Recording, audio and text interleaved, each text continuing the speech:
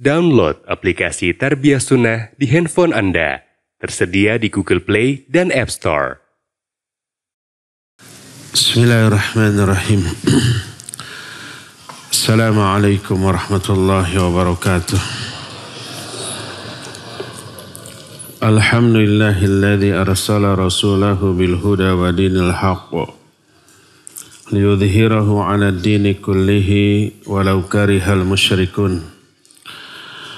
Wa ashhadu an la ilaha illallah wahdahu la syarika lah iqraran bihi wa tauhidan wa ashhadu anna Muhammadan abduhu wa rasuluh sallallahu alaihi wa ala alihi wa ashabihi wa sallama tasliman mazida wa ba'd. Hadirin jamaah Masjid Aliyah di Kerawang, Jawa Barat yang Allah muliakan, para pendengar radio Tarbiyah Sunnah Bandung dan beberapa radio lain yang ikut gabung, pemirsa beberapa stasiun TV dan para netizen di mana saja Anda berada, kita kembali berjumpa. Pembicaraan kita masih tentang hari kiamat. Tema yang kita angkat sekarang adalah pertengkaran di akhirat. Ketika orang-orang kafir atau orang-orang fajir, orang durhaka, melihat azab di akhirat yang begitu dahsyat, kengeriannya yang tidak ada bandingannya di alam jagat raya ini,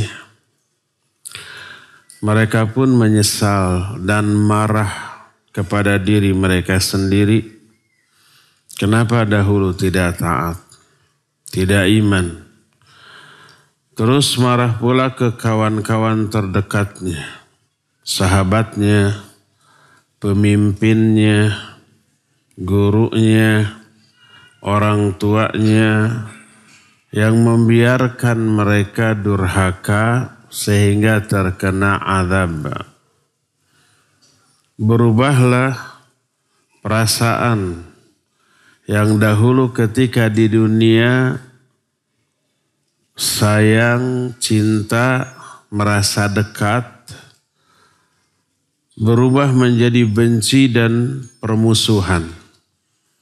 Anak kecewa, marah kepada orang tua karena tidak dididik, lalu berubah menjadi bermusuhan. Seseorang dengan sahabatnya, seseorang dengan pemimpinnya, gurunya, atau orang-orang yang membawa dia kepada kesesatan atau mempengaruhi dia kepada kesesatan. Berubahlah cinta dan kasih sayang menjadi permusuhan. Allah berfirman dalam Al-Quran dalam surah Az-Zukhruf ayat 67, Al-akhillau yawma idzin ba'duhum li ba'din adu illal muttaqin. Seluruh persaudaraan atau kasih sayang pada hari kiamat nanti berubah menjadi permusuhan, kecuali orang-orang yang bertakwa.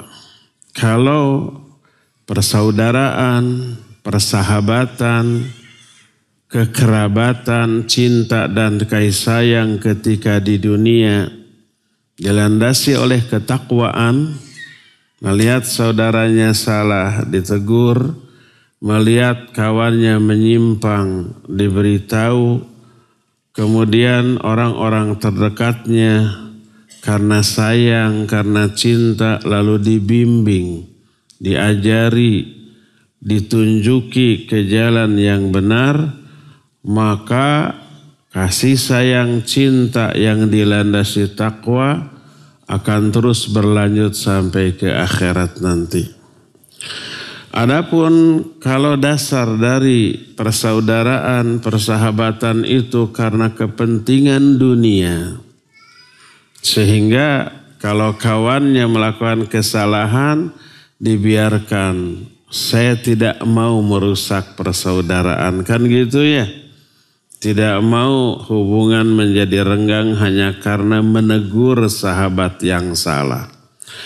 Itu kelak berubah menjadi permusuhan dan bertengkarlah satu sama lain di kalangan mereka. Saling menyalahkan, saling berargumentasi. Siapa saja yang bertengkar, pertama orang-orang yang menyembah bertengkar dengan orang-orang yang disembahnya. Pengikut sebuah pemahaman, keyakinan, bertengkar dengan ulama, kiai yang pemahaman sesatnya diikuti. Rakyat di luar pemahaman orang-orang yang dipimpin beserta pemimpinnya dalam kehidupan di dunia. Selalu rakyat ini taat walaupun kepada masalah yang melanggar syariat. Itu akan bertengkar dengan pemimpinnya. Manusia dengan korin, setiap kita ada korin jin, juga bertengkar. Bahkan antara seseorang dengan anggota badannya, bahkan antara jasad dengan ruh, semuanya bertengkar. Kalau mereka terkena azab di akhirat. Ini semuanya dijelaskan baik dalam Al-Quran ataupun hadis yang sahih. Kita mulai dari pertengkaran yang pertama, yaitu pertengkaran orang-orang yang menyembah bertengkar dengan yang disembahnya. Allah berfirman dalam surah Asy-Syu'ara ayat 91 sampai 99. Kata Allah, wa burrizatil jahimu lil ghawin wa qila lahum aina ma kuntum ta'budun min dunillahi hal yansurunakum aw yantasirun fakubkibu fiha hum wal ghawun wa junudu iblisa ajma'un qalu wa hum fiha yakhtasimun tallahi in kunna lafi dhalalim mubin idh nusawwikum birabbil alamin wa ma adallana illal mujrimun. Kata Allah, dan ditampakkanlah neraka jahim kepada orang-orang yang sesat. Lalu dikatakan kepada mereka, mana berhala-berhala yang dahulu kalian sembah selain Allah? Mereka bisa menolong kalian atau bahkan menolong diri sendiri. Maka mereka dibolak-balikan di dalam neraka. Kebayang ketika kita membakar ikan, nyate, kambing bakar, dibolak-balik di atas neraka. Kemudian juga tentara-tentara iblis seluruhnya. Mereka berkata di dalam neraka dalam keadaan bertengkar. Siapa yang berkata? Para pengikut kepada imam sesat yang diikutinya. Apa yang dikatakan oleh pengikut? Demi Allah, dulu kami benar-benar berada dalam kesesatan yang nyata karena kami menyamakan kalian dengan Allah Rabbul Alamin. Di dunianya orang itu disembah-sembah. Kalau zaman baheula seperti si Fir'aun. Zaman baheula seperti Raja Namrud. Zaman baheula banyak raja-raja yang disembah atau bahkan tokoh-tokoh agama yang disembah oleh para pengikutnya. Maka mereka kemudian menyadari di saat itu, dulu kami sesat karena menyamakan kalian dengan Rabbul Alamin dan tidak ada yang menyesatkan kami kecuali orang-orang durhaka. Mereka berbicara begitu kepada orang-orang yang mereka sembah selain Allah. Mengakui kesesatan mereka ketika di dunia. mengakui bahwa mereka menyamakan sembahan itu dengan Allah Rabbul Alamin. Sungguh mereka itu sangat-sangat rugi. Kenapa? Karena mereka melakukan sebesar-besar kezaliman, yaitu berbuat syirik. Syirik itu disebut sebesar-besar kezaliman karena syirik itu menempatkan ibadah, menunjukkan ibadah bukan kepada yang hak diibadati.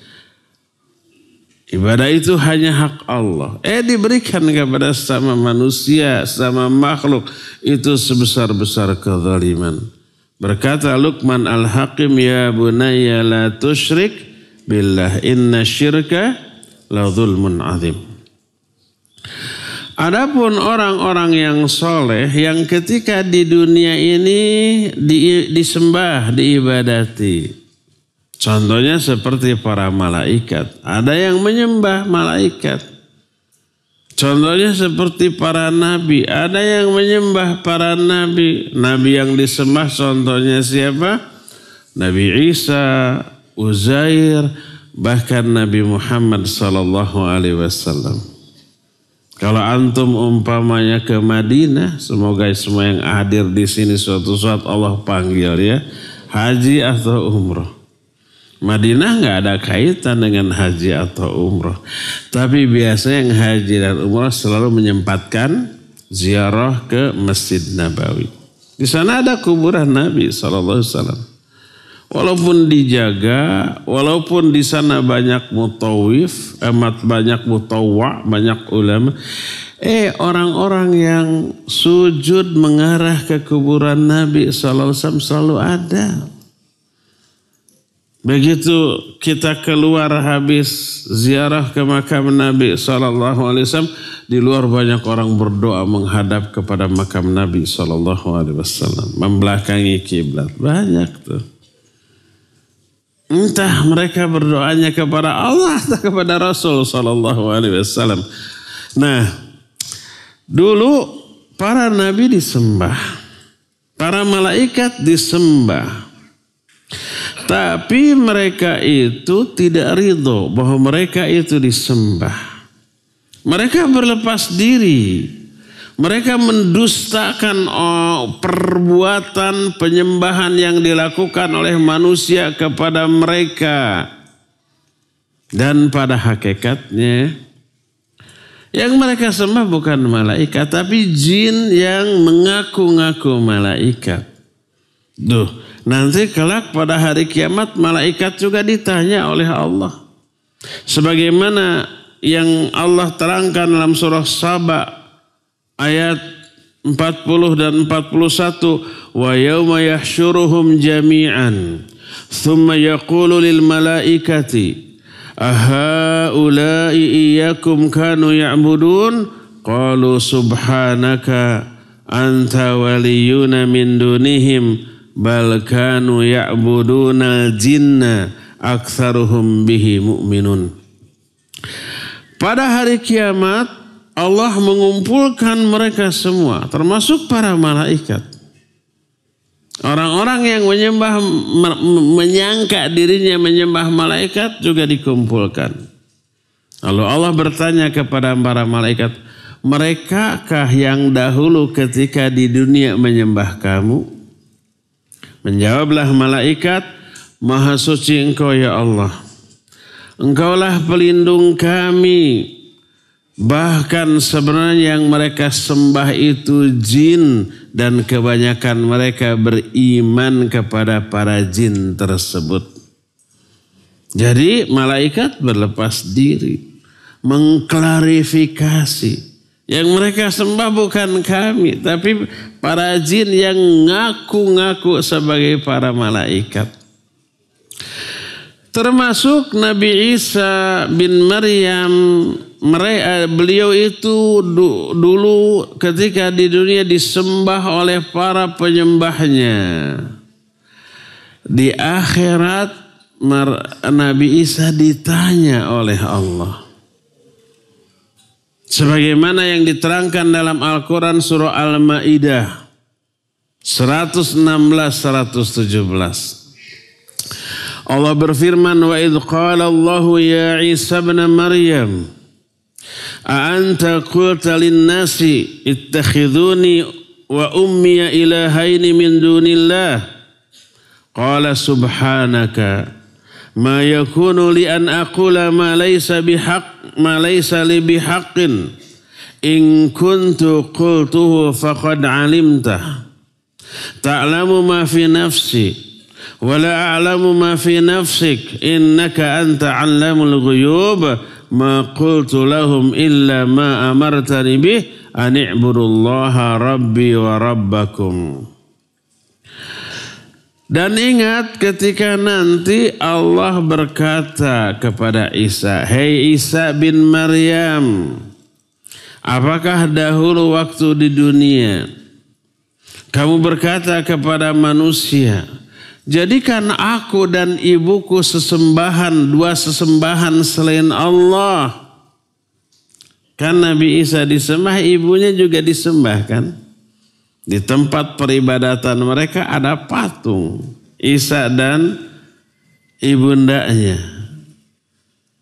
Apakah dulu waktu di dunia kamu berkata kepada manusia, jadikan aku dan ibuku sebagai dua sembahan selain Allah?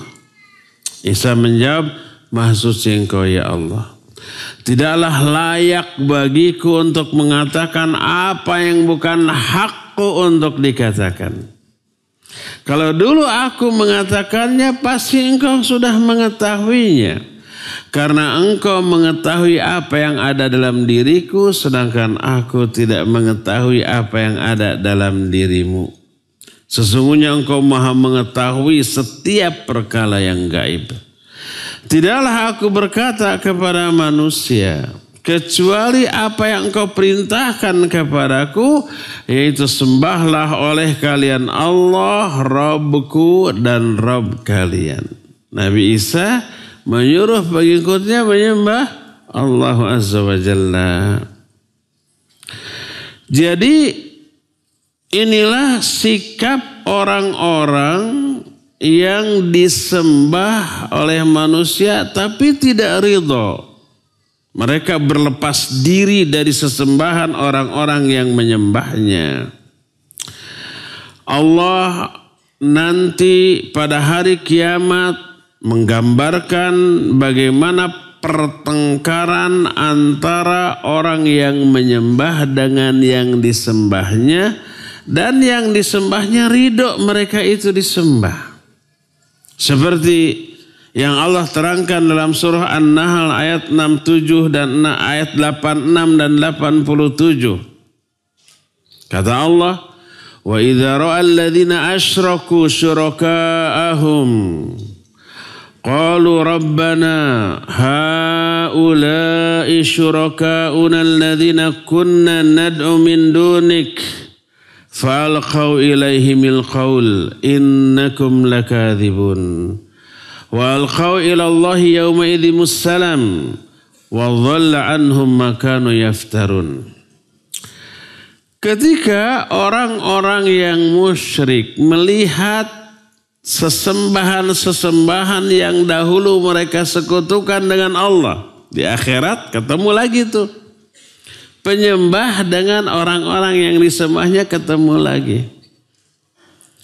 Berkatalah orang-orang yang menyembah, "Ya Allah, tuh mereka yang dahulu kami sekutukan mereka dengan Engkau ya Allah. Tuh ada tuh." Ternyata yang disembahnya membantah apa yang dikatakan oleh orang-orang yang disembahnya, innakum lakadzibun, kamu bohong, dusta. Dia mengingkari penyembahan para pengikutnya kepada dirinya. Dan itulah nasib mereka kemudian bertengkar. Oleh Allah ditengahi itu.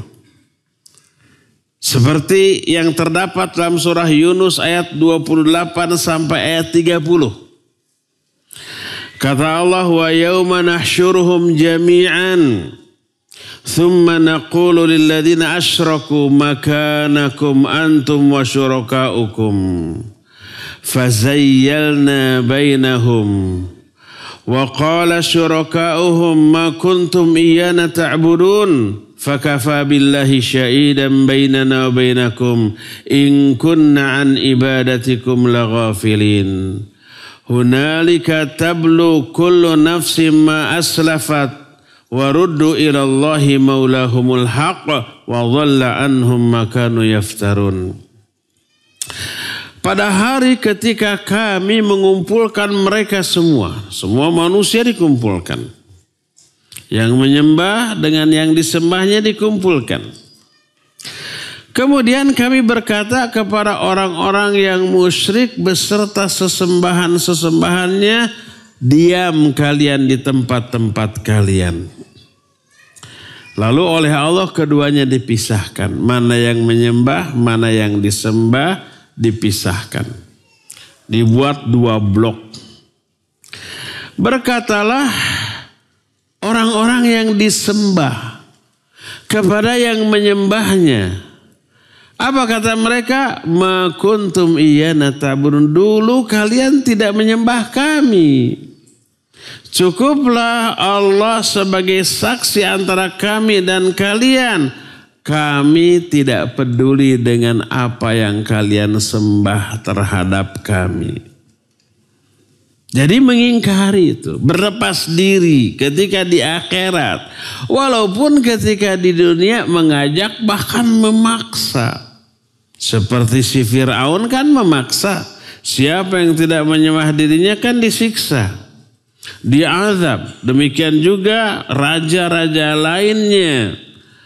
Maka ketika itu semua orang, semua jiwa diazab karena dosa-dosa yang telah lalu. Lalu mereka dikembalikan kepada Allah, pelindung mereka yang sebenarnya, dan hilang musnah apa yang mereka ada-adakan zaman dahulu. Inilah ayat yang menjelaskan pertengkaran antara penyembah dengan yang disembahnya. Ini yang pertama. Pertengkaran kedua adalah bertengkarnya para pengikut sebuah pemahaman yang sesat dengan imam-imam sesat yang diikutinya. Termasuk guru dengan ustadz-ustadz yang mengajarkan kebid'ahan. Atas nama agama, ini ibadah atas nama agama, padahal budaya kan gitu, diikuti ya. Setelah sampai di akhirat ternyata salah, mereka terkena azab. Sudah diperingatkan oleh Allah dalam Al-Quran, oleh Nabi SAW dalam hadis-hadisnya yang sahih. Kata Allah, falyahdharil ladzina yukhalifuna an amrihi an tusibahum fitnah aw yusibahum adzabun alim. Hendaklah orang yang menyimpang dari sunnah Nabi itu takut. Mereka akan ditimpa fitnah atau azab yang sangat dahsyat di akhirat. Iyyakum wa muhdatsatil umur fa inna kulla muhdatsatin bid'ah wa kullu bid'atin dhalalah wa kullu dhalalatin finnar. Jauhi perkara-perkara baru dalam agama yang diada-adakan. Ini sudah diperingatkan. Tetap manusia mengikuti orang-orang yang mengajarkan sebuah agama yang tak berdasar. Maka di akhirat mereka bertengkar. Seperti yang diterangkan oleh Allah dalam surah As-Saffat mulai ayat 19 sampai 35. Kata Allah, wa innama hiya jazratu wahidah fa idahum yanzurun wa qalu ya wailana hadha yaumuddin hadha yaumul fasli alladhi kuntum bihi tukadzibun ushurul ladzina zalamu wa azwajahum wa ma kanu ya'budun min dunillahi fahduhum ila siratil jahim wa qifuhum innahum mas'ulun ma lakum la tanasarun bal humul yawma mustaslimun Wa aqbala ba'duhum ala ba'di yatasa'alun. Qalu innakum kuntum ta'tunana 'anil yamin. Qalu bal lam takunu mu'minin. Wa ma kana lana 'alaikum min sultanin bal kuntum qauman taghin. Fahaqqa 'alaina qawlu rabbina inna ladha'iqun fa'aghwaynakum inna kunna ghawin fa innahum yawma idzin fil 'adzabi mushtarikun inna kadzalika naf'alu bil mujrimin innahum kanu idza qila lahum la ilaha illallah yastakbirun. Kata Allah, kiamat itu hanya satu kali hentakan, maka tiba-tiba mereka melihat. Maksud satu hentakan, satu tiupan hancur. Berkatalah mereka ketika kiamat terjadi, celaka kita. Inilah hari kiamat. Inilah hari diputuskannya perkara yang dahulu kalian dustakan. Kumpulkan orang-orang yang zalim beserta istri-istrinya dan apa yang dahulu mereka sembah. Dan tuntun mereka ke jalan neraka jahim. Berhentikan, berdirikan mereka, sesungguhnya mereka nanti akan ditanya. Kenapa kalian tidak saling menolong dalam kebaikan? Bahkan mereka pada hari itu pasrah. Apa yang akan mereka alami? Ya sudah pasrah. Maka sebagian mereka saling berhadapan satu sama lain dan saling menyalahkan. Berkatalah sebagian dari mereka. Yang berkata ini adalah para pengikut imam-imam yang sesat kepada imam-imam mereka. Innakum ta'tunana 'anil yamin. Dahulu kalian mendatangi kami dari kanan.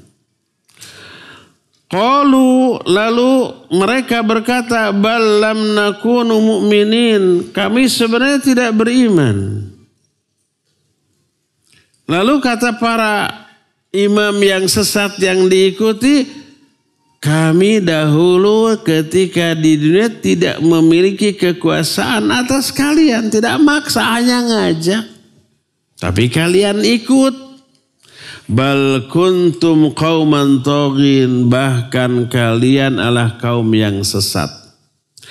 Sekarang sudah diputuskan atas kita ucapan ketetapan Rabb kita bahwa kita akan merasakan azab. Maka kami sesatkan kalian karena sesungguhnya kita pun dahulu termasuk yang sesat. Maka sesungguhnya mereka pada hari itu berada dalam azab bersama-sama. Demikianlah kami berbuat kepada orang-orang yang dosa. Apa yang diterangkan di dalam ayat ini saling mencela antara pengikut dengan yang diikutinya pada hari kiamat. Mereka itu adalah orang-orang yang ketika di dunia mengikuti pemahaman yang keliru. Padahal tadinya benar, lalu diberi pengaruh. Karena apa yang dijelaskan oleh imam sesat itu dirasa masuk akal, maka mereka ikuti.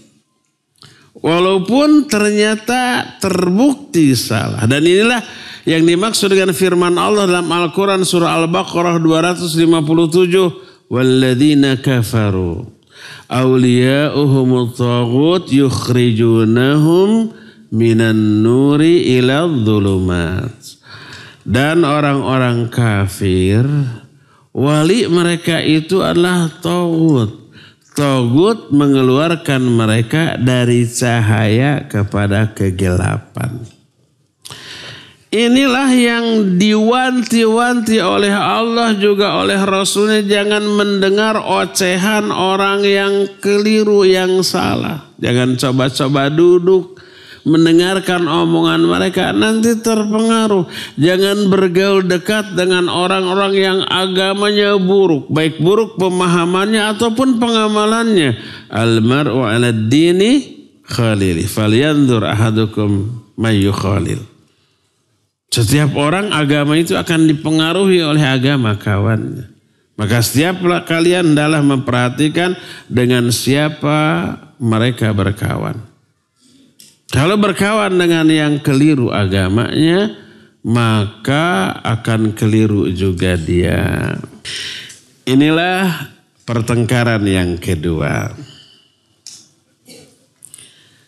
Pertengkaran yang ketiga. Ini sudah dekat waktunya.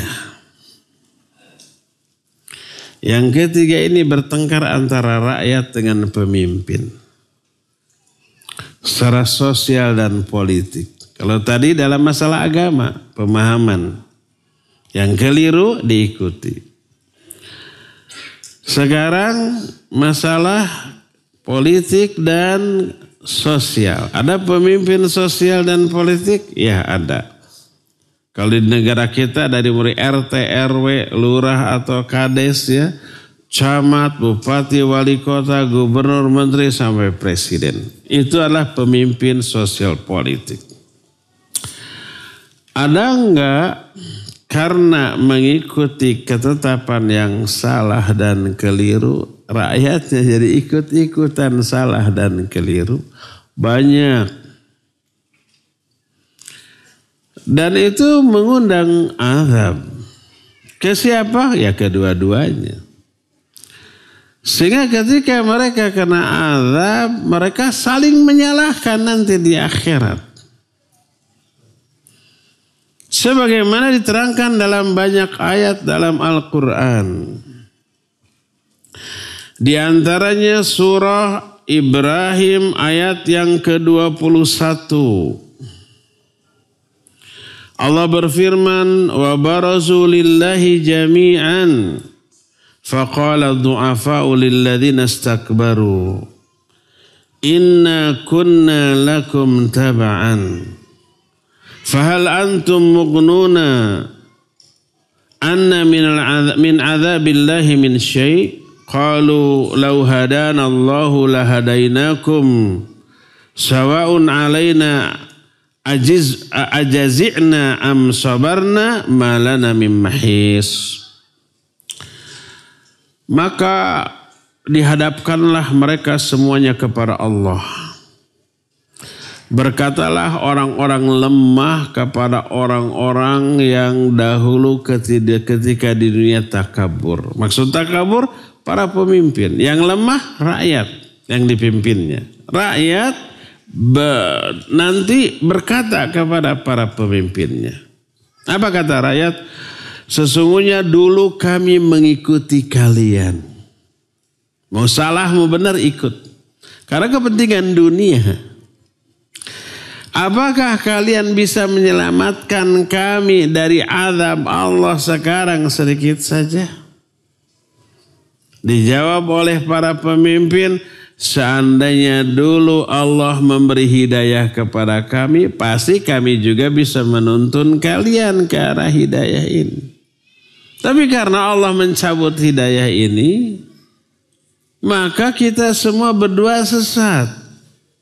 Sekarang sama aja, baik kita ini sabar atau tidak menghadapi azab ini, kita tidak memiliki jalan keluar. Kita nggak bisa lepas dari azab ini. Itu yang ditunjukkan atau yang dikatakan oleh para pemimpin sosial politik yang mengajak rakyatnya untuk melanggar syariat Allah Azza wa Jalla. Dan ini serupa dengan apa yang dialami oleh setan laknatullahi alaih kelak di akhirat nanti. Sebagaimana firman Allah dalam Al-Quran dalam surah Ibrahim ayat 22. Kata Allah subhanahu wa ta'ala ketika menerangkan ayat ini. Allah menyatakan, wa qala asyaitanu lamma qudiyal amru innallaha wa'adakum wa'dal haqqi wa wa'antukum fakhtalaftukum wa ma kana li 'alaikum min sultan illa an da'autukum fastajabtumuli fala talumuni walumu anfusakum ma ana bimusakhirikum wa ma antum bimusakhiri inni kafartu bima asyraktumuni min qabl innadh dhalimina lahum 'adzabun alim. Kata Allah, berkatalah setan ketika seluruh urusan sudah diputuskan. Ahli neraka sudah masuk ke neraka, ahli surga sudah masuk ke dalam surga. Setan ini pidato di hadapan para pengikutnya di neraka nanti. Apa yang dikatakan oleh setan? Sesungguhnya Allah telah memberikan janji yang benar kepada kalian. Sedangkan aku memberi janji kepada kalian tapi gombal, PHP. Aku janji tapi menyelisihi janjiku.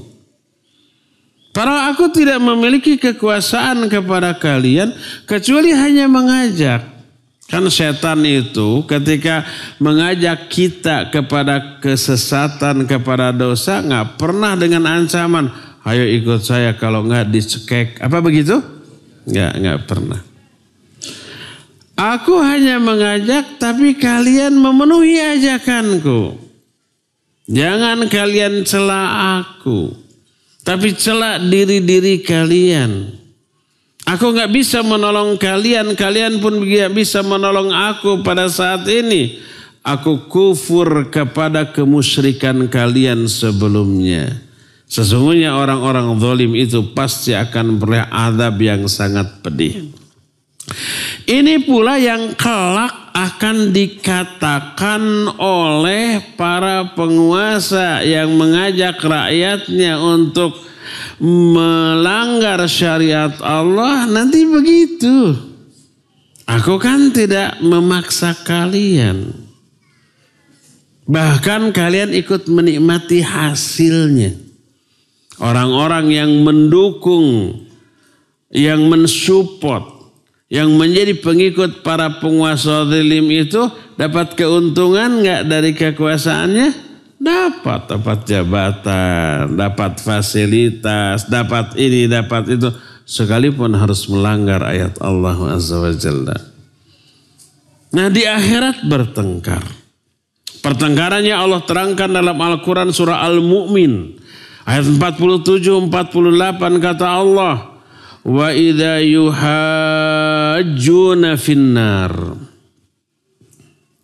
wa idza yatahajjuna finnar fayaqulu du'afa'u lil ladzina istakbaru inna kunna lakum tab'an fahal lakum maghnuna 'anna nasiba minan nar qala alladzina istakbaru inna kullun fiha innallaha qad hakama bainal ibad.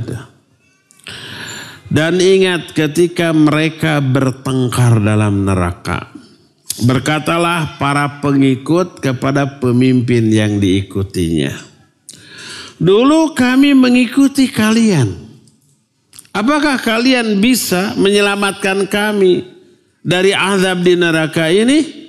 Dijawab oleh para pemimpinnya, kita sama-sama sekarang berada dalam neraka dan sesungguhnya Allah telah menetapkan hukumannya di atas hamba-hamba bagi hamba-hambanya. Jadi mereka sudah tidak memiliki kesempatan apapun untuk bisa lepas dari azab. Karena semua perkara sudah diputuskan. Jadi pertengkaran tersebut hanya pelampiasan dari kekecewaan dan kekesalan mereka tanpa ada solusi. Kadang-kadang ada orang yang mengajak orang lain untuk melakukan kesalahan, kekeliruan hanya menguntungkan dari aspek duniawi, lalu berkata dosa kalian kami yang nanggung. Kan ada yang begitu ya. Karena sudahlah dosa, kalau ini salah ini dosa, saya yang nanggung. Kalian bebas. Ada yang begitu? Banyak. Coba, kalau ini dilakukan dalam hukum dunia, bisa nggak ini selamat umpamanya seseorang menyuruh orang lain melakukan kejahatan. Kalau kamu ketangkap biar nanti saya yang nanggung hukumannya, kalian bebas. Apa bisa begitu? Nggak bisa. Si pelaku dihukum, dalangnya juga dihukum. Adil nggak? Adil. Dua-duanya punya peran dalam kejahatan itu. Apalagi hukuman akhirat. Allah terangkan ini dalam Al-Quranul Karim. Seperti yang Allah jelaskan dalam surah Al-Ankabut 12 dan 13. Allah berfirman, wa qala alladhina kafaru lilladhina amanu ittabi'u sabilana wa nahmil khatayakum wa ma hum bihamilina min khatayahum min syai' innahum lakadzibun wa la yahmilunna athqalahum wa athqalan ma athqalihim wa la yus'alunna yaumal qiyamati amma kanu yaftarun. Berkatalah orang-orang kafir kepada orang-orang yang beriman, ikuti jalan hidup kami biar kami menanggung dosa-dosa kalian. Ikuti ajalah kami, dosanya kami yang tanggung. Itu kata orang kafir kepada orang beriman. Padahal mereka tidak bisa menanggung dosa orang lain sedikit pun. Mereka itu berdusta. Dan mereka pasti akan menanggung dosa mereka beserta dosa orang-orang yang mengikuti mereka. Tapi para pengikutnya masing-masing memikul dosa mereka masing-masing.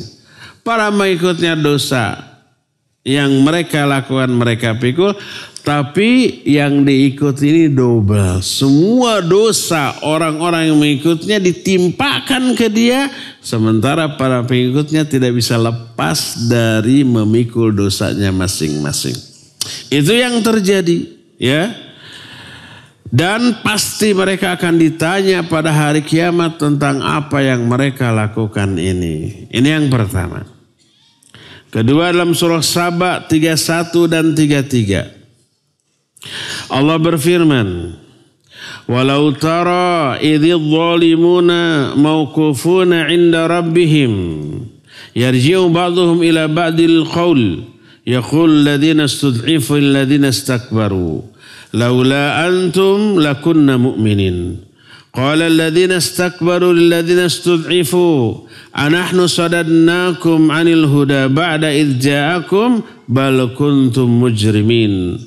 وقال الذين استضعفوا الذين استكبروا بل مكروا الليل والنهار إذ تأمروننا أن نكفر بالله ونحمل له أندادا وأسروا الندامة لما رأوا العذاب وجعلنا الأغلال في أعناق الذين كفروا هل يجزون إلا ما كانوا يعملون.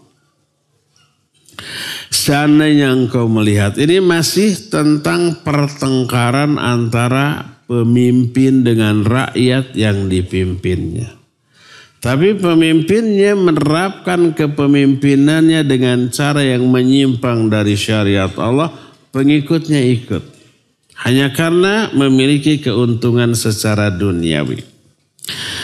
Kata Allah, seandainya engkau melihat, ketika orang-orang yang zalim diberdirikan di hadapan Allah, mereka saling bertengkar satu sama lain di hadapan Allah.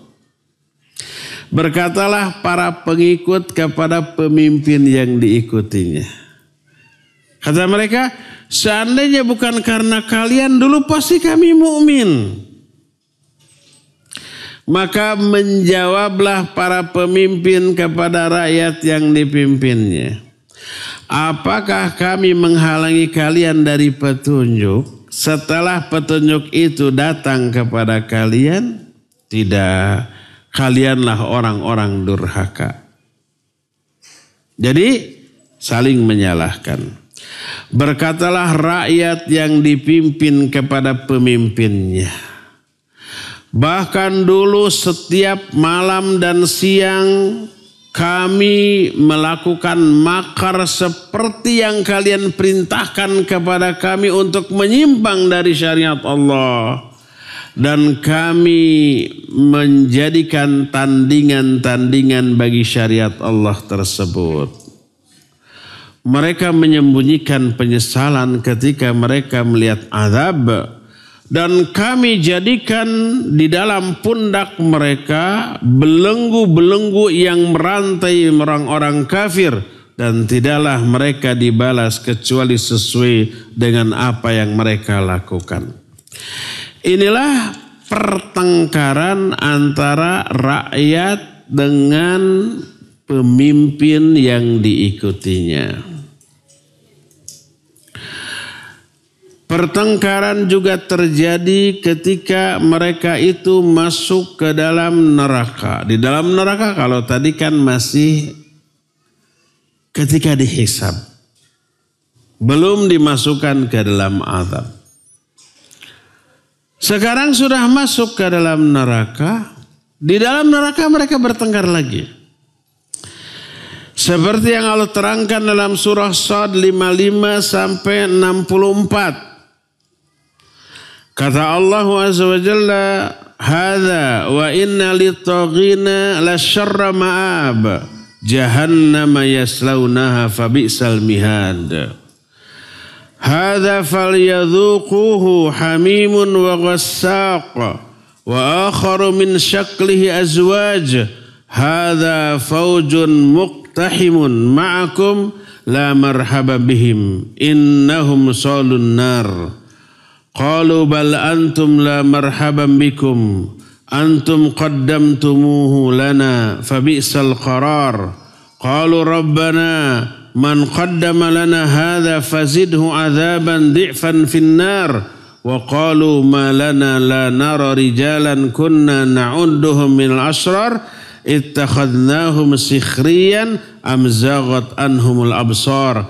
Inna dzalika lahaqqun takhasumu ahlin nar." Kata Allah, sesungguhnya orang-orang yang sesat akan berada di tempat yang seburuk-buruknya, yaitu neraka jahanam. Mereka masuk dan itulah seburuk-buruk tempat tinggal. Inilah rasakan oleh kamu dua jenis minuman, hamim dan ghassaq. Hamim itu air yang sangat panas. Saking panasnya bila satu tetes air hamim diteteskan ke atas kepalanya, satu tetes air itu menembus saking panasnya tengkoraknya, terus masuk ke dalam tubuhnya dan menetes lagi ke bawah, tembus saking panasnya itu. Itu hamim. Adapun ghassaq sebaliknya, air yang super dingin. Dan dua-duanya siksaan. Kata Allah, hadza falyadhuquhu hamimun wa ghassaq. Ini rasakan olehmu neraka jahanam ini, dan rasakan hamim dan ghassaq. Wa akharu min syaklihi azwaj, dan rasakan beragam jenis azab di dalamnya. Wa hadza faujun muqtahimun ma'akum. Ini ada sekelompok orang yang bersama-sama kalian. La marhaban bihim. Mereka tidak disambut secara baik. Mereka masuk ke dalam neraka. Berkatalah para ahli neraka yang dahulu mengikuti pemimpin yang sesat, bahkan kalianlah yang tidak disambut. Kalian telah menyeret kami ke tempat ini sebagai seburuk-buruk tempat.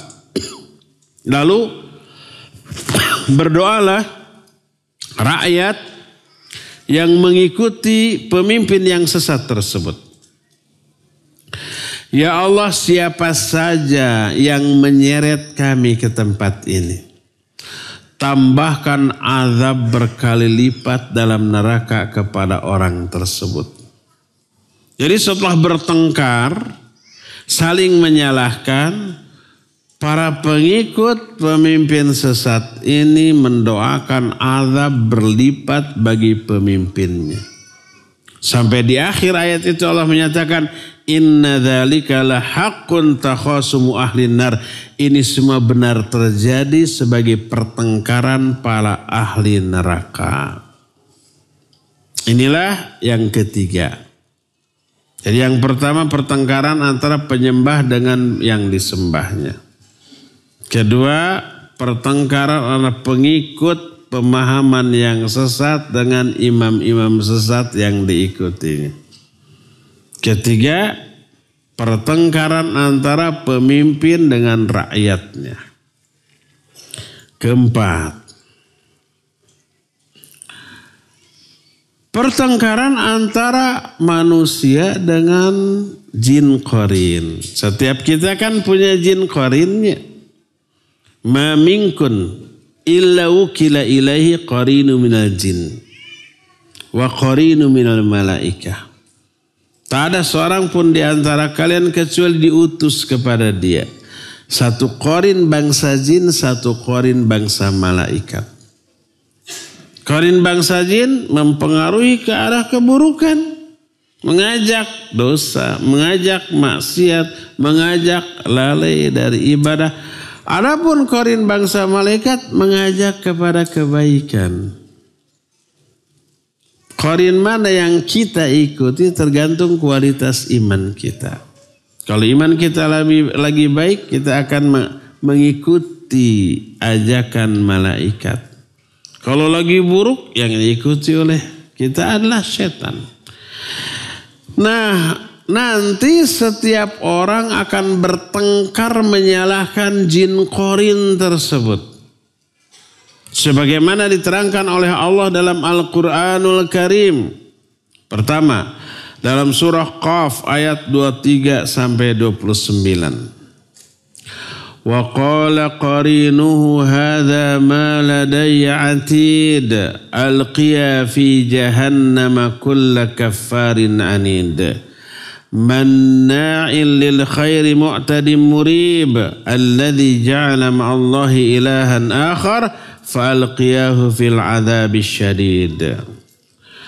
Qala qarinuhu rabbana ma atghaytuhu walakin kana fi dhalalin ba'id.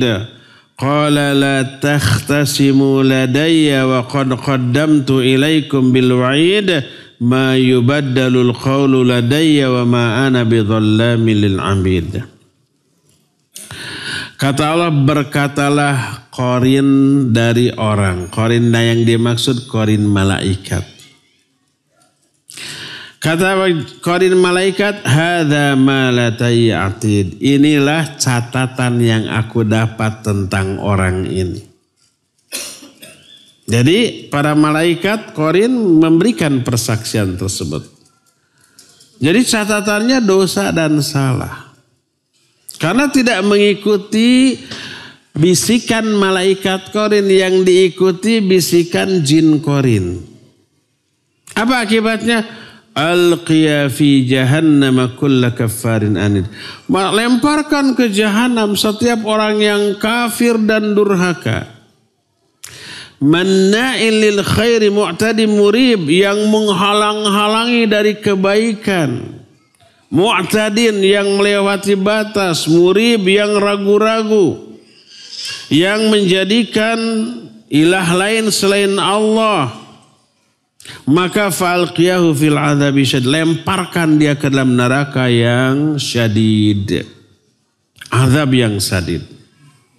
Itu perkataan malaikat qarin. Wa qala qarinuhu, berkata qarin dari kalangan bangsa jin. Nah ini, Rabbana ma atghaituhu, ingkar ini si jin. Rabbana ya Allah ma atghaitu, aku tidak menyesatkan orang ini.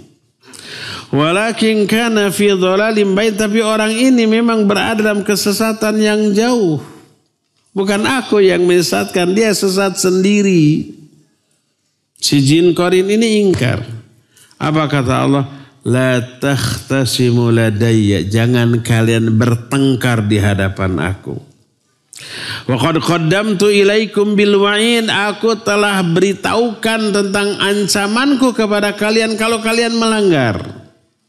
Ma yubaddal qawlu ladayya. Omonganku katapan ini tidak pernah berubah. Wa ma ana bidhallamil abid. Dan aku tidak pernah zalim kepada hambaku. Ini pertengkaran antara jin qarin dengan orang yang di dunia disesatkan.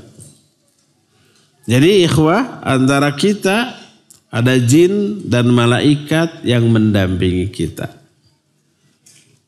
Bersahabatlah dengan qarin malaikat.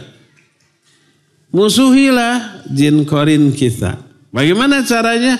Setiap ada ajakan, bisikan ke arah dosa dan kemaksiatan, abaikan. Ada bisikan ke arah kebaikan, ikuti. Itu dari malaikat. Ada nih BC, kita baca, hadiri kajian. Ada tuh malaikat, hadir. Kata setan, kata jin, jangan, mending kita hangout aja di kafe. Wah, macam-macam gitu kan. Mana yang kita akan ikuti? Tergantung kualitas iman kita. Bersahabatlah dengan malaikat qarin. Jauhi jin qarin. Ya. Bahkan ada pertengkaran antara seseorang dengan anggota badannya. Dengan kulitnya dia bertengkar, dengan dagingnya, dengan tulangnya, dengan seluruh anggota badannya. Sebagaimana diterangkan oleh Allah dalam Al-Quran surah Fussilat ayat 19 sampai ayat 21. Kata Allah Azza wa Jalla, wa yawma yuhsyaru a'da'ullahi ilan nar fahum yuza'un. Hatta idza ma ja'uha syahida 'alaihim sam'uhum wa absaruhum wa juluduhum bima kanu ya'malun wa qalu li juludihim lima syahidtum 'alaina qalu antaqana Allahu alladhi antaqa kulla syai' wa huwa khalaqakum awwala marrah wa ilaihi turja'un. Pada hari ketika seluruh musuh Allah dikumpulkan di dalam masuk ke dalam neraka dalam keadaan mereka dipenuhi ketakutan. Sehingga apabila datang mereka itu mendatangi neraka tersebut, maka bersaksilah atas mereka pendengaran mereka, penglihatan mereka, kulit-kulit mereka terhadap apa yang mereka lakukan. Berkatalah mereka kepada kulitnya sendiri, lima syahidtum alaina, kenapa engkau memberikan kesaksian yang memberatkan kita? Menjawablah si kulit, Allah telah membuat kami bisa bicara, dialah yang membuat segala sesuatu bisa bicara, dan dialah yang menciptakan kalian pertama kali, dan kepada dialah kalian semua akan dikembalikan. Sehingga diterangkan dalam salah satu hadis, ketika orang-orang kafir melihat azab yang sangat dahsyat yang Allah janjikan, maka mereka itu karena memiliki karakter mendustakan dan mengingkari, mereka pun mendustakan persaksian malaikat, para rasul, orang-orang soleh, dan orang-orang lain. Ketika umpamanya nanti mereka di akhirat ditanya bagaimana amalmu dulu ketika di dunia, mereka bilang amana bik wa bi kitabik wa rusulik. Kami beriman kepada engkau, rasulmu dan kitabmu. Apa kata Nabi, kata Allah Azza wa Jalla, hal nab'atsu alaikum syuhuda, mau enggak aku datangkan kepada kalian saksi? Omongan kalian ini benar enggak? Mereka berkata, kami tidak menerima saksi orang lain kecuali saksi dari diri kami sendiri. Gak mau ada persaksian dari para malaikat, dari para rasul, dari orang lain. Hanya dirinya sendiri yang menjadi saksi kepada dia. Apa kata Allah? Tayyib. Baik. Fa inna dzalika yakhtimullahu ala afwahihim. Ketika itu Allah kunci mati mulutnya. Mulutnya nggak bisa ngomong.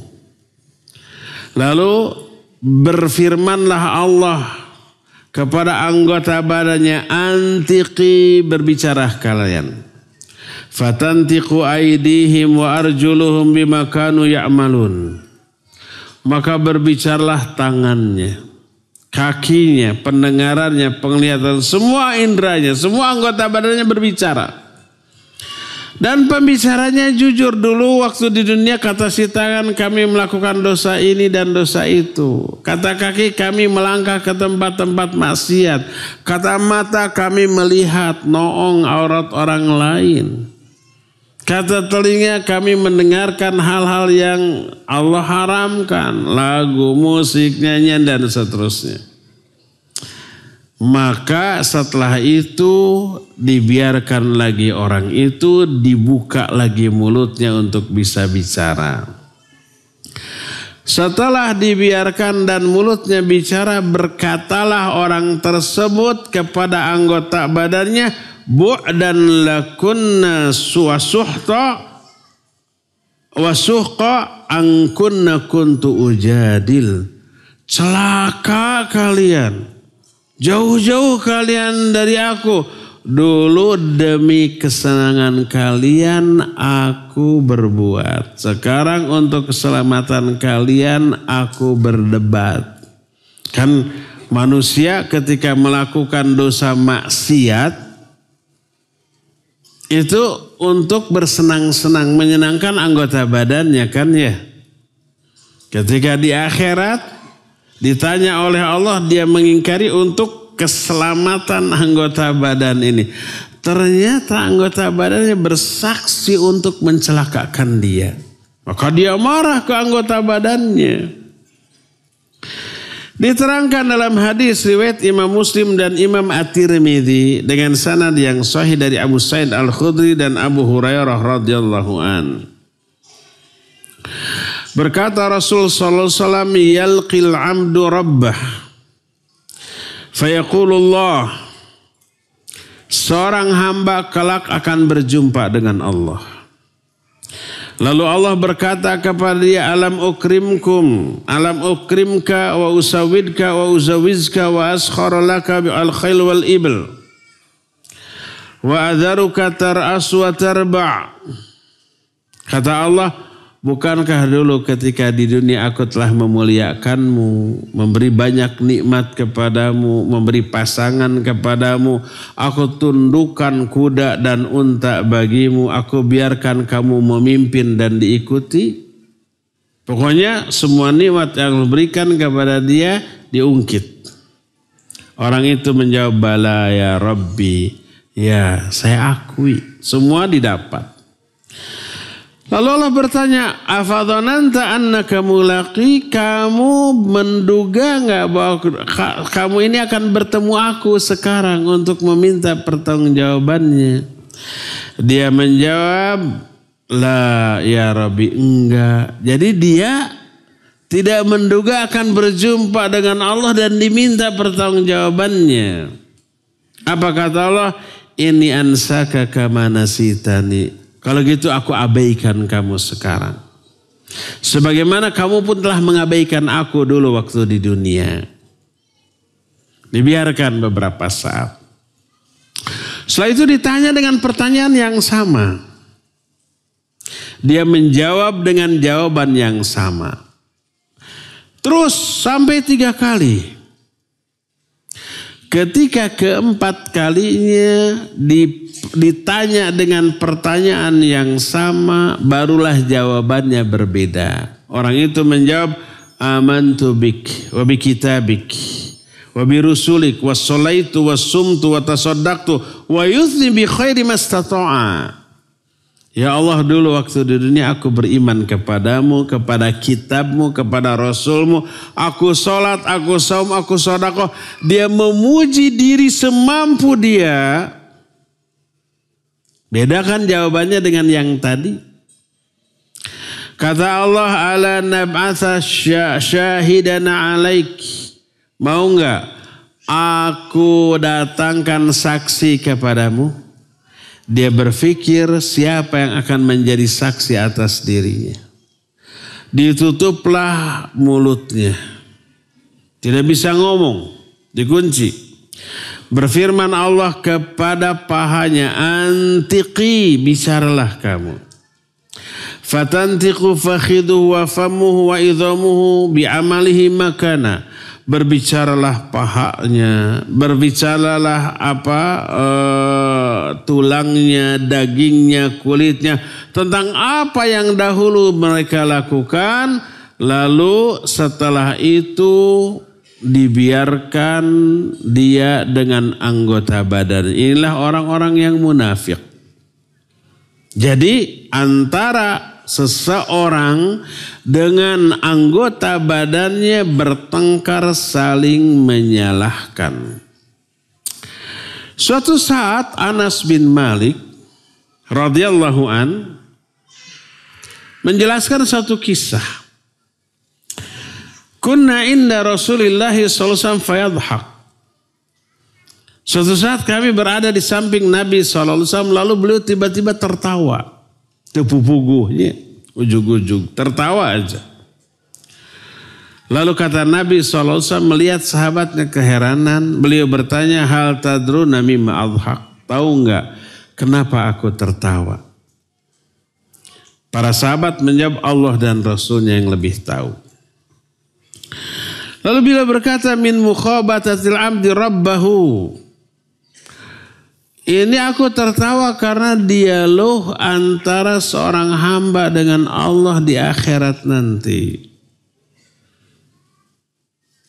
Berkatalah si hamba, ya Rabbi alam tujirni minadz-zulm, ya Allah, bukankah engkau telah menjamin aku tidak akan dizalimi pada hari ini, pada hari kiamat?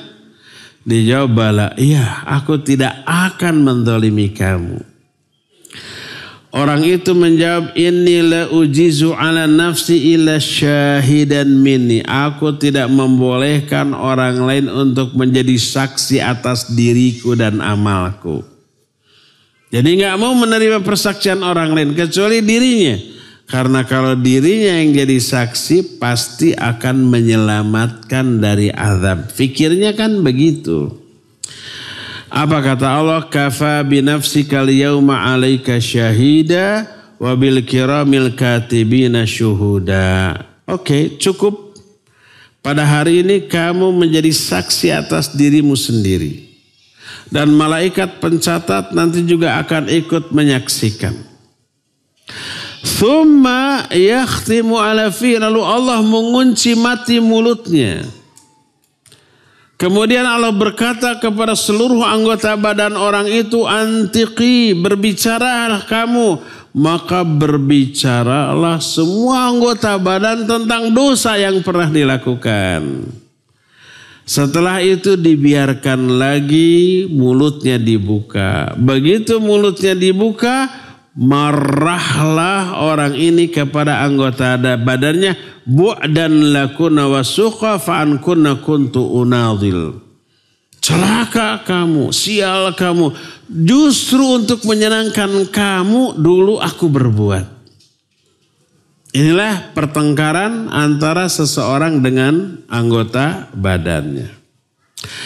Bahkan antara seseorang dengan ruhnya juga bertengkar nanti. Kita kan terdiri dari dua unsur, jiwa dan raga, lahir dan batin.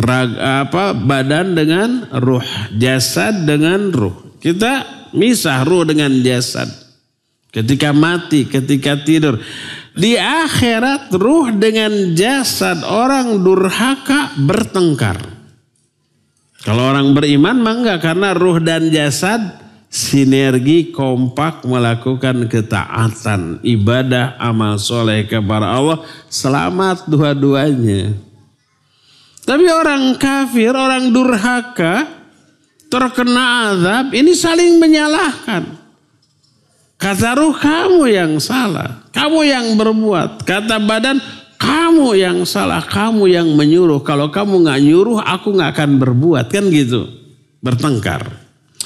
Sebagaimana Imam Ibnu Katsir rahimahullahu ta'ala menjelaskan satu riwayat dari Ibnu Abbas radhiyallahu anhuma. Kata beliau, yahtasimun nas yaumal qiyamah hatta tahtasimar ruhu mal jasad. Semua manusia pada hari kiamat bertengkar. Sampai bertengkar pula ruh dan jasad. Berkatalah ruh kepada jasad, anta fa'alta, kamu yang salah, kamu yang berbuat. Berkata si jasad kepada ruh, anta amartani, kamu yang salah, kamu yang nyuruh aku. Badan berbuat karena disuruh oleh ruh. Bertengkar pokoknya, saling menyalahkan. Fayab'atsullahu malakan yufassilu bainahuma. Allah mengutus satu malaikat untuk menengahi antara ruh dan jasad ini. Apa kata malaikat? Inna mithlakuma kamithli rajulin muqidun basirun wal akhar dharirun dakhala bustanan. Faqala al-muqidu lil dharir inni araha huna thamaran walakin la asilu ilaiha. Faqala lahu dharir urkubni fatanawalha farakiba fatanawwaluha fa'ayyul huma mu'tadi fayaqulan kilahuma fayaqulu lahumal malak fa innakuma qad hakamtuma ala anfusikuma. Kata malaikat, perumpamaan kalian ini seperti ini, ada dua orang nih. Satu orang lumpuh, tidak bisa berbuat tapi bisa melihat. Ada sahabatnya, dia tidak lumpuh, bisa berbuat tapi buta, tidak bisa melihat. Berkatalah si lumpuh kepada si buta, itu ada buah-buahan milik orang lain. Ambil yuk, curi gitu. Tapi aku nggak bisa meraihnya karena lumpuh kan. Maka apa kata si buta? Pandu aku yang akan ambil. Aku nggak bisa lihat, tapi bisa berbuat. Bagaimana caranya? Pandu aku. Oke, dipandulah. Ayo melangkah 3 langkah ke depan. 1, 2, 3. Geser ke kiri dikit. Geser. Kurang dikit. Geser lagi. Kelebihan. Dikit lagi. Coba ulurkan tanganmu ke atas. Diulurkan. Kena buahnya. Diambil dibagi 2. Kata malaikat, siapa yang dosa? Si buta apa si lumpuh? Kata ruh dan jasad yang sedang bertengkar tadi, dua-duanya itu salah. Si buta punya peran, si lumpuh juga punya peran, ya enggak? Dua-duanya salah. Apa kata malaikat? Kalau begitu kalian telah menghukumi diri kalian secara tepat. Seperti itulah diri kalian. Artinya ruh dan jasad memiliki peran dua-duanya dalam melakukan dosa.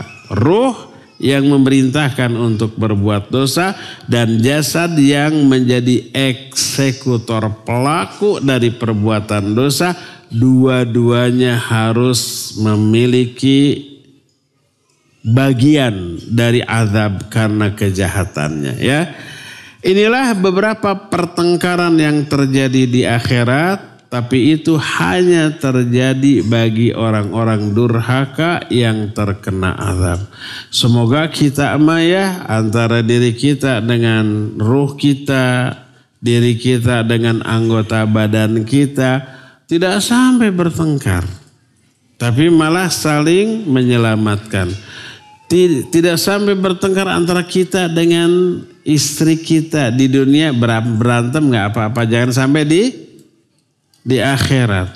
ayah dengan anak, orang tua dengan anak, adik kakak, seseorang dengan sahabatnya.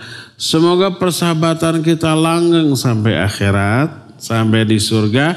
Selama semua persahabatan, pertemanan, persaudaraan ini dibangun di atas landasan apa? Ketakwaan. Maka tidak akan menjadi musuh. Adapun kalau dasar pertemanan ini karena kepentingan dunia, dijamin akan berubah menjadi permusuhan. Sebagaimana firman Allah, al-akhillau yawma idzin ba'duhum li ba'din adu illal muttaqin. Seluruh persaudaraan dan persahabatan kelak akan menjadi musuh satu sama lain kecuali orang-orang yang bertakwa ya. Cukup ya, sampai di sini saja. Sudah 1,5 jam yang kita habiskan. Kita masuki sesi tanya jawab. Diseling sama pertanyaan langsung makin mik. Oh iya. Kita pertanyaan selang-seling, ada yang dibacakan, ada yang lisan. Akhwat boleh nanti bertanya secara lisan, disiapkan oleh panitia mic-nya. Ngacung nanti dikasih mic.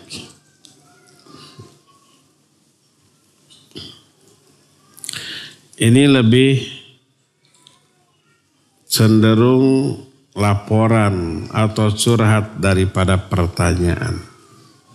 Biasa akhwat pekerjaannya gitu.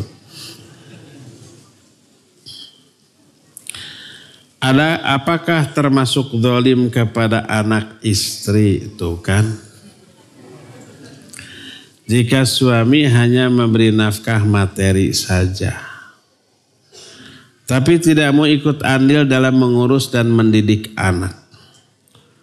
Lebih banyak main game dan Facebook. Susah diajak kajian. Bukankah suami yang harusnya mengajak anak istri ke kajian menuntut ilmu? Iya, ini termasuk mengabaikan tanggung jawab sebagai suami kepada istri. Kewajiban suami bukan hanya memberi nafkah lahir batin. Tapi yang lebih penting adalah mendidik. Lebih penting adalah mengarahkan, mengajarkan. Ya ayyuhalladzina amanu qu anfusakum wa ahlikum nara. Hai orang-orang beriman, jaga diri kalian dan keluarga kalian dari api neraka. Maknanya allimuhumul kitab wa sunnah. Ajarkan kepada mereka kitab dan sunnah. Hanya kitab dan sunnah yang bisa menjaga mereka dari api neraka. Diajarkan, diajak beramal, jadi soleh. Soleh solihah, itu akan selamat dari api neraka. Itu akan menjadi sumber kebahagiaan. Doa Rabbana hablana min azwajina wa dhurriyyatina qurrata ayun. Qurrata ayun ini sumber kebahagiaan. Berkata Imam Al-Qurtubi, ma aqarru ma syai'un aqarra ala qalbi mu'min min ayyara azwajahu wa dhurriyyatahu muti'ina lillah. Tidak ada sesuatu pun yang bisa lebih membahagiakan diri seorang mukmin dibanding melihat istri dan anak-anaknya taat semuanya kepada Allah.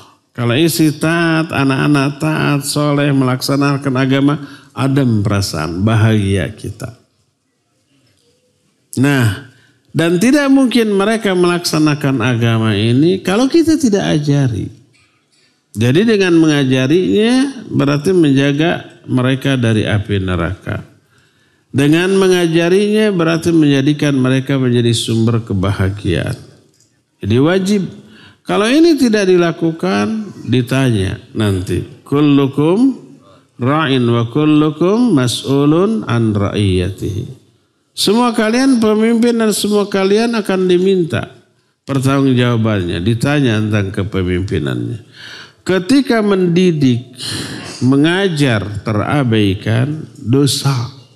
Berkata Rasul sallallahu alaihi wasallam hadis sahih riwayat Imam Muslim, kafa bil mar'i ithman idza dhayya'a man ya'u. Cukuplah seorang dianggap dosa besar kalau dia menyia-nyiakan orang yang berada di bawah tanggung jawabnya. Menyia-nyiakan pendidikannya, pembinaannya, ibadahnya, dia berdosa besar ya. Mudah-mudahan suaminya ada di sini. Hentikan main game. Hentikan, kalau main Facebook boleh asal isinya bagus. Isinya apa? Isinya umpamanya kan di Facebook ada tulisan, ada ceramah pendek atau bahkan panjang kajian video. Selama isinya bagus, nggak apa-apa. Tapi kalau isinya itu chatting yang nggak karuan, nggak ada manfaatnya, browsing tentang berita-berita yang tidak bahkan isinya gibah, jangan ya. Semua media sosial baik Facebook, YouTube atau Instagram atau apapun itu bisa jadi alat yang baik, jadi alat yang buruk. Selama dipergunakan dengan cara yang baik boleh, bagus. Tapi ketika digunakan untuk yang buruk-buruk, untuk mencari pertemanan, lihat mana yang mencrang, yang heran, yang bisa diajak bercanda hahaha setengah malam gitu, maka itu buruk, tidak boleh ya. Ikhwan, banyak ikhwan yang nyebelin, yang menjadi korban adalah ustaz. Kenapa? Istri-istrinya ngadu semua ke ustaz. Ustaz semua begini. Ustaz bilang, ngomong kayak gitu ke suaminya, jangan ke Ustaz. Ustaz gak bisa apa-apa. Paling sabar, kumaha itu kan pilihan anti gitu ya. Tolong bantu para ustaz, selamatkan para ustaz dari curhatan emak-emak ya. Jangan sampai nyebelin. Ahwat ada pertanyaan langsung, silakan.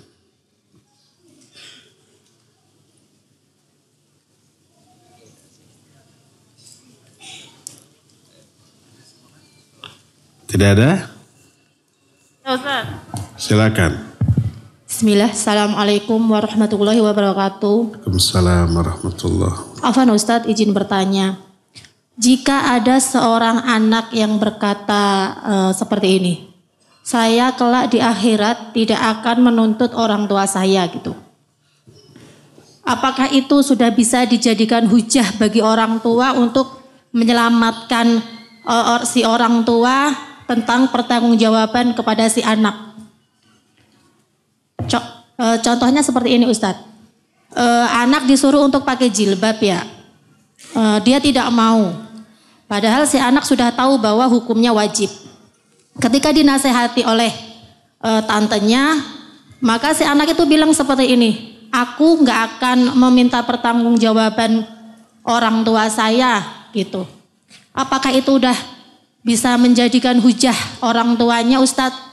Jazakallahu khairan Ustadz. Assalamualaikum warahmatullahi wabarakatuh. Waalaikumsalam warahmatullahi wabarakatuh. Ya, wa jazakillahu khairan. Sekarang anak itu ngomong begitu di dunia, belum melihat azab dan belum merasakan azab. Setelah nanti merasakan azab, mau nyalahin Umi sih kalah sama aku waktu di dunia. Harusnya Umi paksa aku dong gitu. Nanti mah beda lagi ya omongannya. Kenapa dia ngomong begitu? Belum tahu gimana azabnya. Belum merasakan gimana azabnya ya. Jadi ucapan seorang anak, saya gak akan nuntut apa-apa. Biarkan saya bebas gitu ya. Apakah menggugurkan kewajiban orang tua kepada anaknya? Tidak.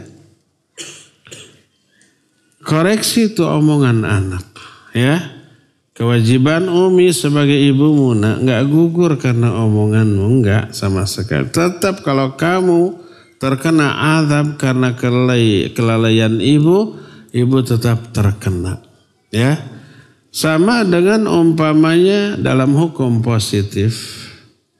Ada kejahatan yang berupa delik aduan, ada yang bukan delik aduan. Kalau tipu menipu, kalau enggak lapor, yang korban tipuannya enggak akan diproses ya. Tapi ada yang bukan delik aduan seperti merampok, seperti memukul gitu ya. Nah si rampoknya saya mah gak akan mengadu. Enggak, itu sudah otomatis tugas polisi mau ngadu mau tidak. Korban perampokan itu kejahatan, ditangkap, tetap dihukum. Kata korban perampokan bebaskan dia, gak bisa, tetap saja dihukum. Ya, jadi dosa kemaksiatan yang dilakukan oleh si anak dalam melaksanakan syariat Allah bukan termasuk delik aduan. Kalau orang tuanya menuntut baru dia dituntut. Kalau enggak maka bebas. Nggak bisa kalau begitu nanti semua orang tua membebaskan. Ya.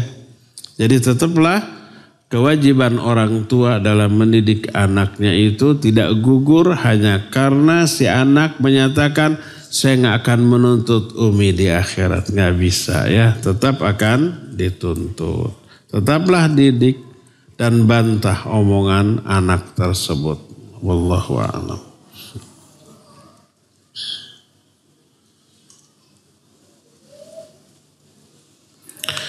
Ini pertanyaannya nyambung dengan yang barusan.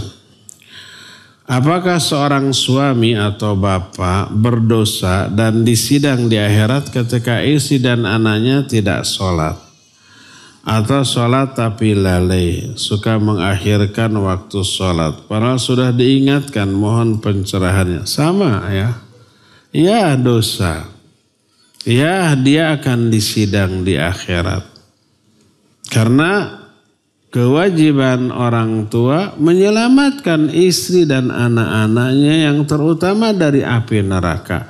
Bukan memenuhi kebutuhan jasmani saja tapi mengabaikan aspek rohani. Bukan memenuhi kebutuhan dunia saja tapi mengabaikan kebutuhan ukhrawi akhirat. Akhirat lebih harus prioritas daripada dunia. Ya kebutuhan dunianya selama baik penuhi, tapi akhirat lebih lagi. Ya, karena itulah maka tidak boleh seorang suami membiarkan istrinya, anak-anaknya melalaikan sholat. Bahkan bila perlu pukul. Kata Rasul sallallahu alaihi wasallam, murru auladakum idza balagha sab'a sinin, wadribuhum 'alaiha idza balagha 10 sinin. Perintahkan anakmu sholat ketika usia 7 tahun. Pukul kalau sudah 10 tahun gak mau sholat juga. Ya, bahkan Imam Az-Zuhri dalam kitab Sahih Bukhari, dinukil oleh Imam Bukhari dalam kitab Sahihnya. Imam Az-Zuhri ini ulama tabi'in. Orang tuanya sahabat. Apa kata Imam Az-Zuhri? Kanu yadribunana alal ahdi wal amanah wa nahnu disebut sittu sinin atau sab'u sinin. Mereka orang tua kami suka memukuli kami karena janji dan amanah. Janji tidak ditepati, amanah tidak ditunaikan. Mereka suka memukuli kami pada usia kami hanya 6-7 tahun saat itu. Dipukul. Karena apa? Untuk mendisiplinkan jangan sampai melanggar syariat. Melanggar janji, melanggar syariat. Tidak menunaikan amanah, melanggar syariat. Dididik dari awal, walaupun harus sampai dipukul. Lebih baik dipukul di dunia sedikit daripada dihajar di akhirat banyak. Kan gitu. Maka jangan sampai orang tua lalai dari mendidik istri dan anak-anaknya. Kembali ke akhwat, silakan kalau ada.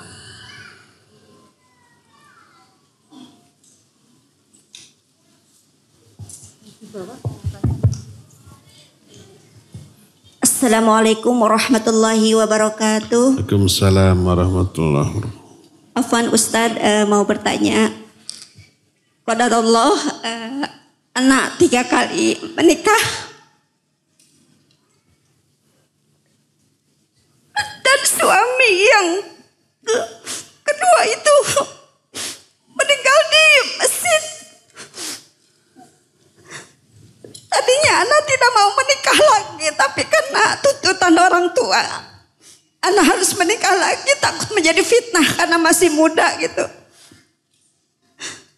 Anak mau bertanya, Ustadz, di akhirat nanti kita itu supaya tidak ada pertengkaran di akhirat, itu yang menjadi menemani kita itu suami yang keberapa atau yang soleh gitu, yang menemani kita aslinya tidak mau menikah lagi karena saya yakin suami saya yang terbaik itu meninggal pas salat duhur di masjid.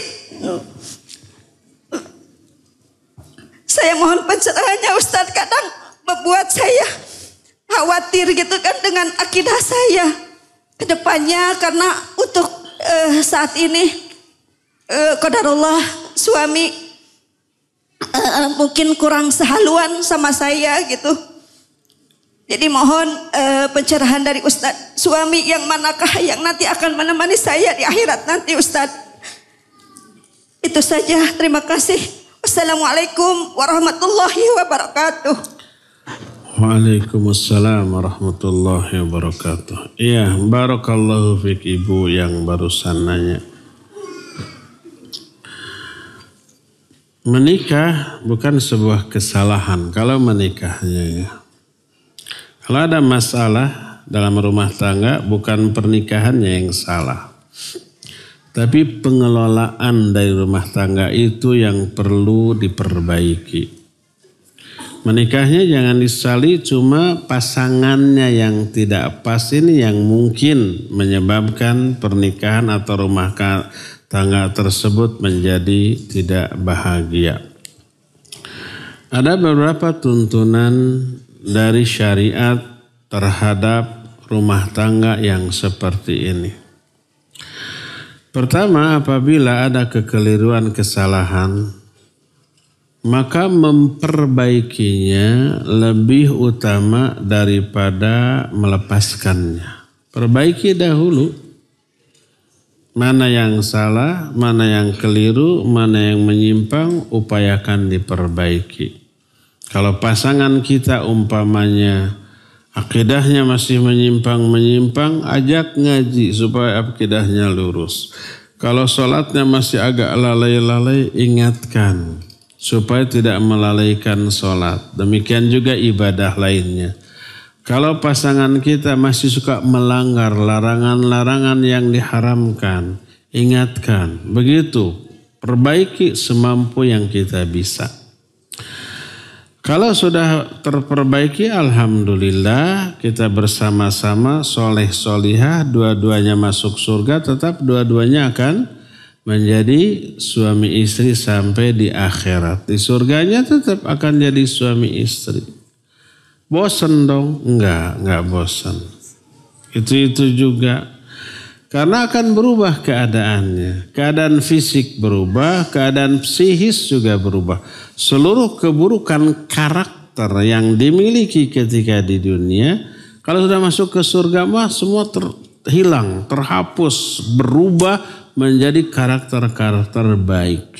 Ya, tidak akan nyebelin, tidak akan cerewet, tidak akan bawel, tidak akan posesif, tidak akan cemburuan, tidak akan curigaan, macam-macam tuh. Enggak, berubah ya. Fisiknya yang tadinya goreng patut mendadak menjadi kasep atau gelis, berubah. Pokoknya mah kena angin surga, tambah kasep, tambah gelis, tambah menarik bagi pasangannya masing-masing. Walaupun orangnya itu juga ya, berubah keadaannya. Nah sekarang apabila susah atau bahkan tidak bisa diperbaiki.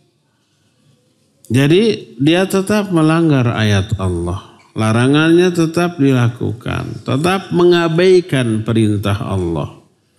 Tetap umpamanya zalim kepada istri dan anak-anaknya.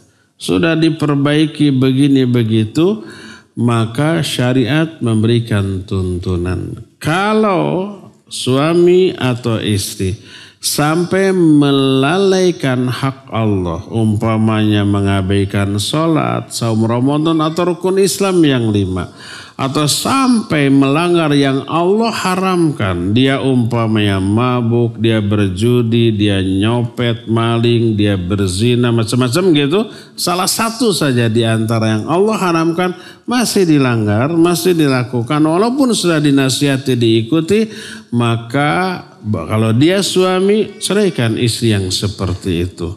Kalau dia istri, maka dia boleh mengajukan khulu'. Khulu itu gugat cerai, ya. Daripada awet tapi rajet. Daripada kita menderita seumur hidup, ya. Nanti nikah lagi nggak? Ya boleh, bagus. Nikahlah lagi tapi pilih calon yang lurus. Calon suami, calon istri yang kita pilih karena agamanya, bukan karena dunianya. Bukan karena kasep atau gelis, kaya atau tidak, bangsawan atau bukan, kedudukan pangkat jabatan, bukan itu, tapi karena agama, ya. Kalau pertimbangan nikah karena agama, insya Allah akan berkahi, ya.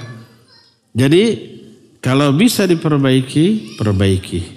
Kalau tidak bisa diperbaiki, bahkan memperbaikinya menghancurkan kehidupan kita, ya sudah, lebih baik dilepas. Baik itu suami ataupun istri, dan cari pasangan hidup yang baik. Jangan kapok kalaupun 2-3 kali cerai, karena memang cerainya itu pasangan kita nyebelin. Mungkin kita nggak bisa milihnya gitu, ya. Nanti nggak apa-apa nikah lagi, walaupun 10 kali nggak masalah. Upayakan kita meninggal dalam keadaan tidak sedang menjomblo atau membujang. Jangan sampai ada pikiran saya mah kapok nikah, nggak akan nikah lagi. Bukan pernikahannya yang harus dihindarkan, tapi buruknya ketika memilih pasangan itu yang harus diwanti-wanti, ya. Semoga Allah memberikan solusi kepada ibu yang barusan bertanya. Apakah saksi anggota badan kita itu untuk semua orang? Bagaimana jika orang itu sudah mengakui atas dosanya? Apakah anggota badan itu bersaksi hanya pada orang yang ingkar? Ya, tadi dijelaskan itu hanya untuk orang yang terkena azab di akhirat. Maka orang yang terkena hukuman, dia menyalahkan siapa yang memiliki peran dalam kesalahannya. Siapa? Ya dirinya, ya anggota keluarganya, ya sahabatnya, ya pemimpinnya, itu nanti, ya. Adapun kalau orang itu tidak terkena azab alias ke surga, ya nggak ada yang perlu disesali. Nah, termasuk kalau orang melakukan dosa kesalahan, dan pasti semua orang dosa dan salah. Tapi kemudian dia tobat, ya, atau terhapus dengan amal ibadahnya, atau terhapus dengan amalan-amalan lain, lalu dia ke surga, maka tidak akan ada pertengkaran tersebut, ya. Karena sekali lagi pertengkaran hanya teralami oleh orang yang terkena azab. Ada lagi akhwat, satu lagi bonus, silakan. Ustaz. Iya. Bismillahirrahmanirrahim. Assalamualaikum warahmatullahi wabarakatuh. Waalaikumsalam warahmatullahi wabarakatuh. Afwan Ustadz, izin bertanya. Tadi kan terkait tentang pernikahan, ya. Maksudnya jadinya Ana jadi kepikiran. Jadi dalam 4 tahun ini Ana seorang single parent. Sudah ada 5 ikhwan yang datang ta'aruf dan khitbah ke rumah. Tapi qadarullah di tengah perjalanan Ana belum yakin Ustadz mengacu kepada hasil istikharah Ana. Salah satunya pun ada dari salah satu asatid yang meminta Ana untuk poligami, tapi lagi-lagi hasil dari istikharah Ana itu selalu ragu gitu Ana. Dan Ana juga bingung, pada saat itu Ana katakan akhirnya di perjalanan Ana bilang tidak kepada beliau, belum siap. Karena Ana merasa ilmu Ana ini masih dangkal gitu kan Ustadz untuk menjalankan ta'adud ini.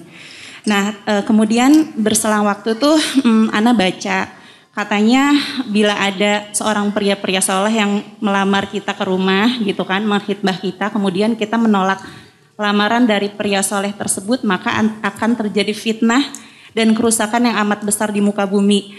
Hadis ini tuh selalu Ana baca dan ini tuh jujur membuat Ana khawatir karena Ana sudah menolak beberapa pria yang datang dan Ana pun jadinya sama Allah tuh jadi ya Allah memang berat sih menjadi seorang single mom gitu ya Ustadz di zaman yang penuh fitnah ini. Apakah yang harus Ana perbaiki Ustadz dan apa maksud dari kerusakan yang disebutkan di dalam hadis tersebut? Syukran wa jazakallahu khairan Ustadz.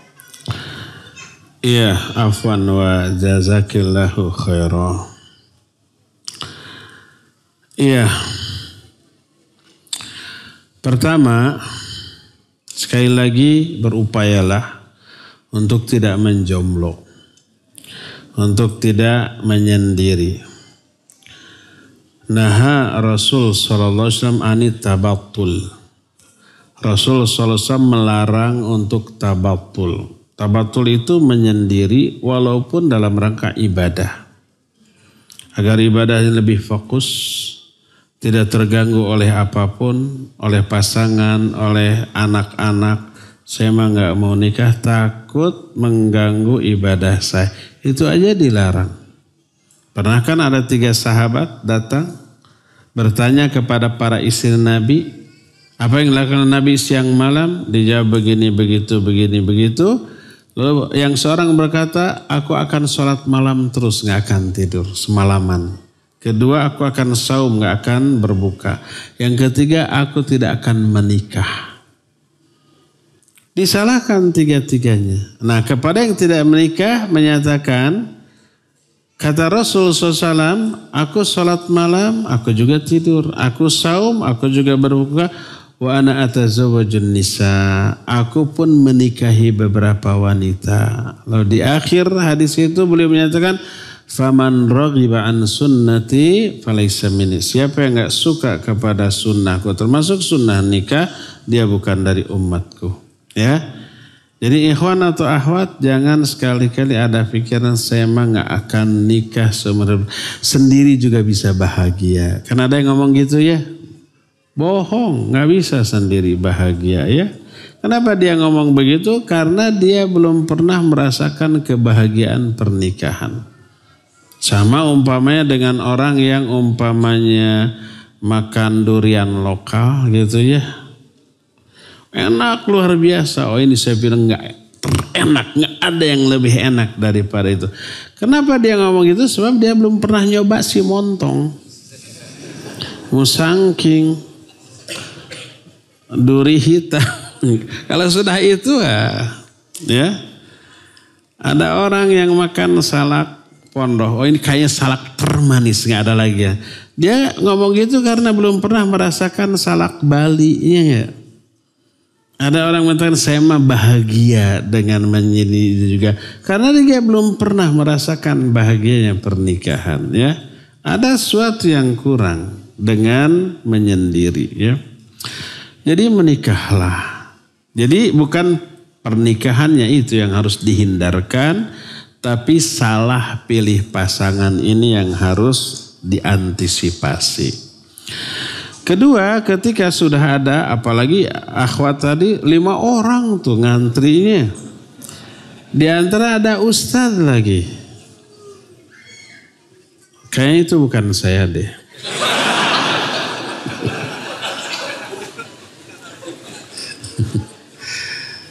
Jadi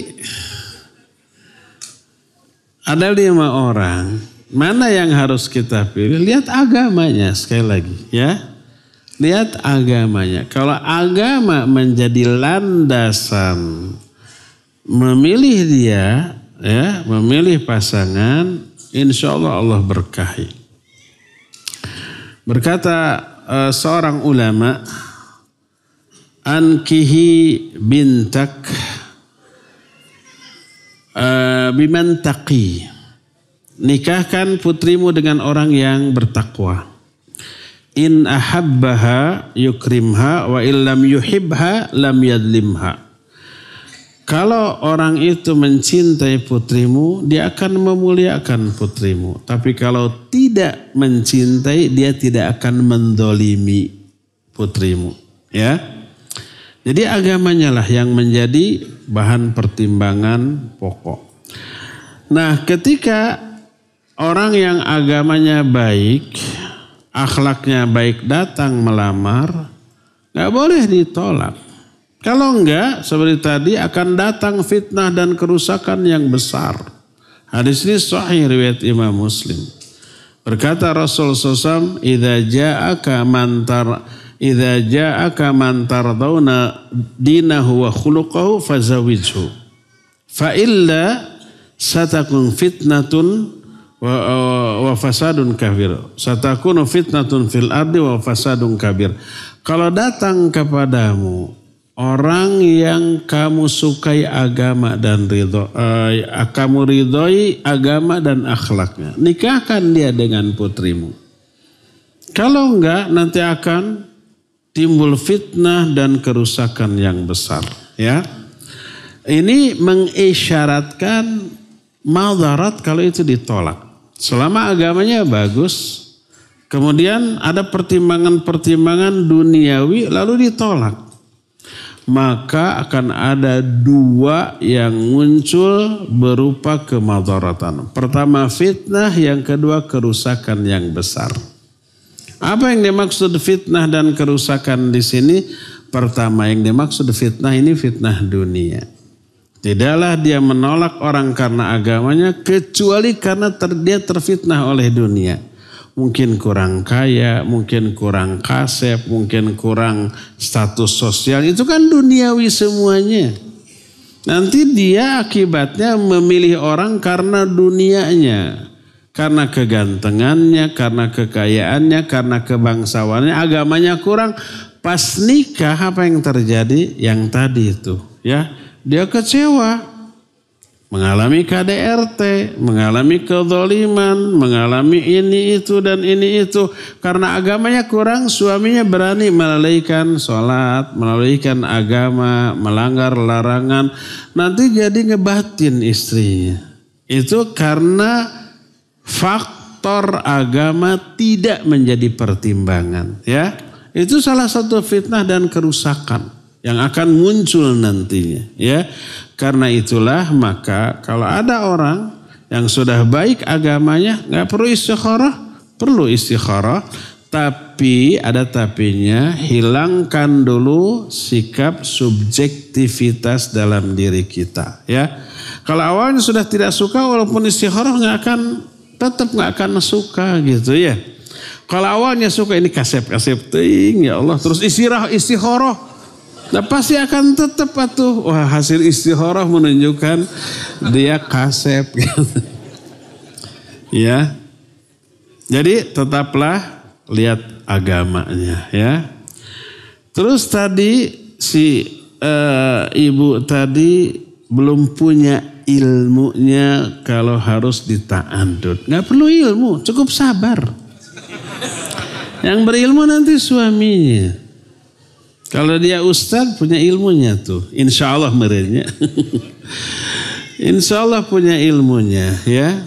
Kalau istri hanya cukup sabar dan siap menerima wejangan dari sang suami yang berilmu tadi gitu. Jadi saya sarankan istikharah bagus tetap, ya. Tapi pilihlah calon yang melamar itu berdasarkan agamanya, bukan aspek dunianya. Semoga yang barusan dikasih jodoh yang soleh yang akan membahagiakan dia dunia sampai akhiratnya. Cukup ya, sampai di sini waktunya sudah lewat. Insya Allah kita akan jumpa kembali di pertemuan yang akan datang. Subhanakallahumma bihamdik asyhadu an la ilaha illa anta astaghfiruka wa atubu ilaik walhamdulillahirabbil alamin. Wassalamualaikum warahmatullahi wabarakatuh.